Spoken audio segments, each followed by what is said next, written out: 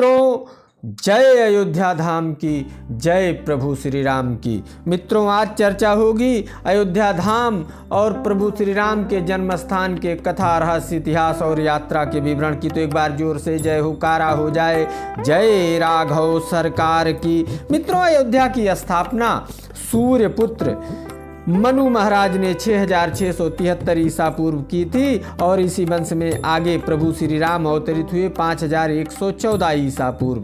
प्रभु श्री राम के जल समाधि के बाद अयोध्या वीरानी सी हो गई।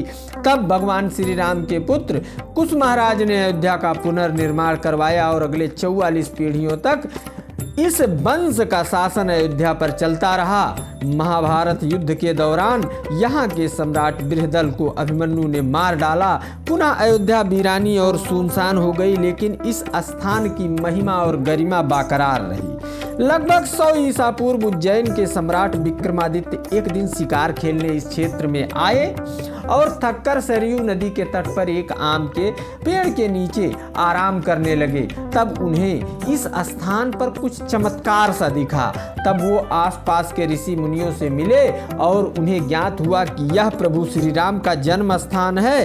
तब ऋषि मुनियों और गौ माता के सहयोग से स्थानों पर चिन्हित कर यहाँ पर मंदिरों का, तालाबों का, कुएं और महलों का निर्माण कराया और प्रभु श्री राम के जन्म स्थान पर 84 खंभों पर एक प्रभु श्री राम का मंदिर बनवाया। अगले कई पीढ़ियों तक उनके वंश के राजाओं ने इस मंदिर का देखभाल किया।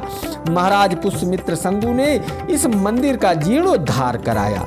जब भारत पर बाबर का शासन आया तो अन्य प्रसिद्ध मंदिरों की तरह इस मंदिर को भी क्षति पहुंचाने का प्रयास उस आताताई ने किया और बाबर के एक सिपह सालार मीर बांकी ने मंदिर को तोड़ दिया और यहाँ पर एक मस्जिद के ढांचे का निर्माण किया, जिसे बाबरी ढांचा नाम दिया। बाद में औरंगजेब नाम का एक और क्रूरतम शासक उसी वंश में हुआ। उसने इस ढांचे पर एक मस्जिद का निर्माण कराया और जिसे बाबरी मस्जिद का नाम दिया। फिर आरंभ हुआ हिंदू जनमानस का संघर्ष प्रभु श्री राम के जन्मस्थली पर रामलला को विराजमान करने के लिए, जो 6 दिसंबर 1992 तक इस मस्जिद को गिराने तक चलता रहा। इसके बीच में घटित कुछ घटनाएं इस प्रकार हैं। 1853 में मंदिर को लेकर हिंदू और मुस्लिमों में संघर्ष आरंभ हुआ। 1559 में अंग्रेजों ने ढांचे के अंदर मुसलमानों को और बाहर हिंदुओं को उपासना की इजाजत दी। 1949 में ढांचे में प्रभु श्री राम की मूर्तियां प्रकट हुई। 1950 में फैजाबाद कोर्ट में इस ढांचे में प्रभु श्री राम के उपासना के इजाजत के लिए याचिका दाखिल की गई। 1986 में फैजाबाद के तत्कालीन जिला जज के.एम. पांडे ने प्रभु श्री राम के पूजा की इजाजत इस ढांचे में दिया और ताले को हटाने का आदेश दिया। 6 दिसंबर 1992 में 2000 लोगों के बलिदान के बाद बाबरी ढांचा गिरा दिया गया।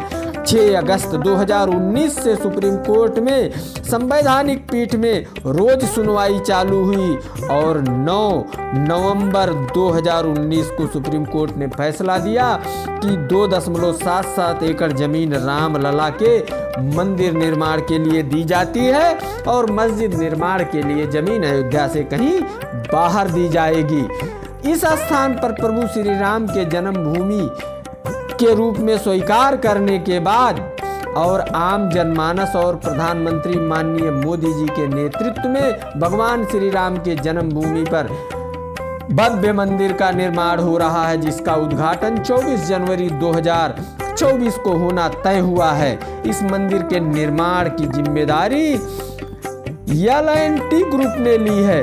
अयोध्या प्राचीनतम सप्तपुरियों में से एक है, यथा अयोध्या, मथुरा, हरिद्वार, काशी, कांची, उज्जैन, द्वारिका भगवान श्री राम के प्रकट होने का स्थान है। अयोध्या जैन धर्म के 5 तीर्थंकरों की जन्मस्थली है। अयोध्या 24 में से 22 तीर्थंकर भगवान श्री राम के वंशज थे।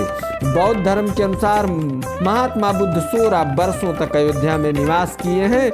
यहाँ आने के लिए आप प्लेन से चौधरी चरण सिंह हवाई अड्डा लखनऊ आए, जो दुनिया के सभी हवाई अड्डों से सीधा जुड़ा हुआ है। यहाँ से प्रभु श्री राम की नगरी अयोध्या मात्र 140 किलोमीटर है। रेलवे से आने के लिए यहाँ का निकटतम railway station Ayodhya railway station है, जो राम जन्मभूमि से मात्र 800 मीटर दूर है। बस से आने के लिए आप देश के किसी भाग से यहाँ सीधे आ सकते हैं। तो मित्रों, एक बार जोर से जयकारा हो जाए। जय अयोध्या धाम की, जय प्रभु श्री राम की।